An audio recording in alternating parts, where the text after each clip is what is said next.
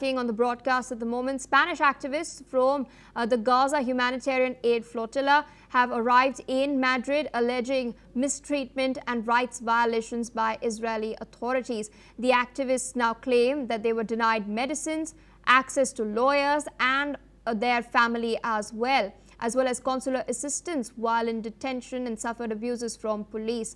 The flotilla, which set sail in late August, was the latest attempt to challenge Israel's naval blockade of Gaza. The flotilla had about 40 boats carrying humanitarian aid for the people of Gaza, even as the United Nations has pointed out that a famine is currently taking place and that the people of Gaza are suffering.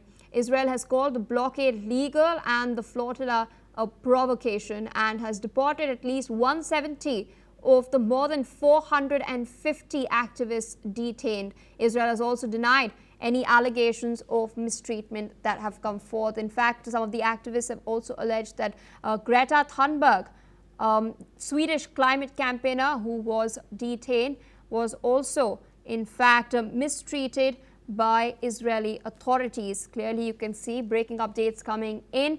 Spanish activists from the Gaza humanitarian aid flotilla have arrived in Madrid and they are alleging mistreatment and rights violations by Israeli authorities. Israel, in the meantime, claims that there is no mistreatment that had taken place and has denied all allegations leveled against it.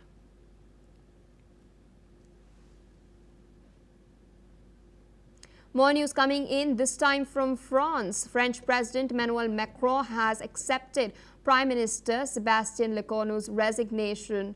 The presidency stated, plunging the European nation further into political deadlock. Macron named Lecornu last month to the post, but the largely unchanged cabinet lineup he unveiled late Sunday was met with fierce criticism across the political spectrum. And breaking news coming in, French Prime Minister Sébastien Lecornu has now resigned and French President Emmanuel Macron has now accepted his resignation. This, of course, plunges the European nation further into political deadlock. In fact, what we'd recently seen was the new government was recently sworn in. The composition was also accepted. Lecornu's two predecessors were in fact ousted over efforts to rein in France's budget deficit. Now, France's budget deficit is the largest in the Eurozone. And what we've seen is recently was the formation of the fifth French government in the last 2 years. And now that too seems to be breaking down, considering the fact that French President Emmanuel Macron has just accepted Prime Minister Sébastien Lecornu's resignation. He had put in his papers.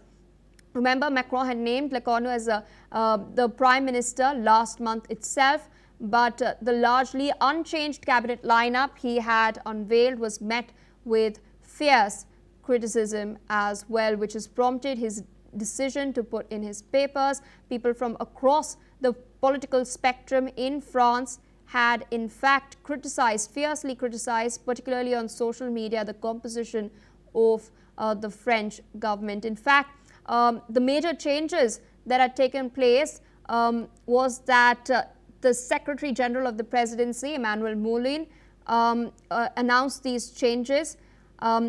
In fact, Roland Lescure, close ally of Emmanuel Macron, was announced as the Finance Minister, replacing Bruno Le Maire, who was then allocated the defense portfolio, and other ministers who had retained their posts included Jean-Noël Barrot as the Foreign Affairs Minister and Bruno Retailleau as the Interior Minister and Gerald Darmanin as the Justice Minister. But this did not go down well, clearly, with the people of France, who expressed fierce criticism across the political spectrum. And now, of course, we're learning that French President Emmanuel Macron has accepted Prime Minister Sébastien Lecornu's resignation, and this has now plunged the European nation further into political deadlock.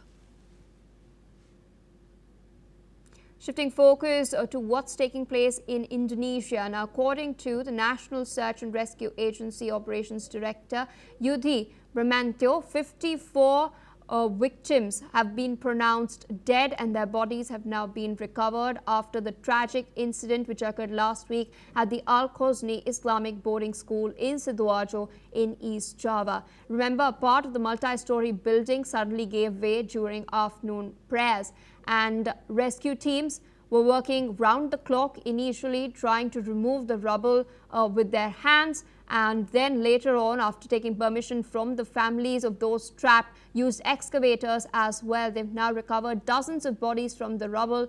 In fact, listen in to what the authorities had to say. Total dari korban semuanya ada 154 orang, yang selamat ada 104, kemudian yang meninggal 50, dan seperti saya sampaikan tadi, masih dalam pencarian. Ini perkiraan masih ada 13 orang yang di reruntuhan gedung. Kami menargetkan dari BNPB hari ini kita akan selesaikan pencarian korban.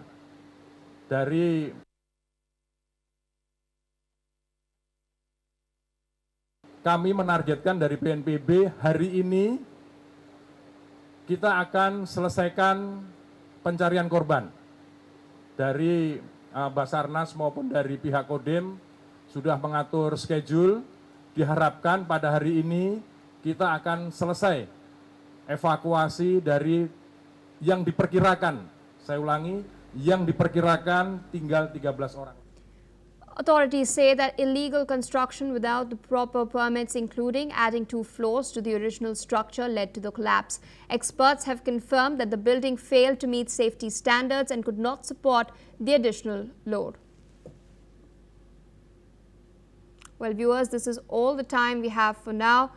You can catch more news and updates on NewsX World. We slip into a quick short break.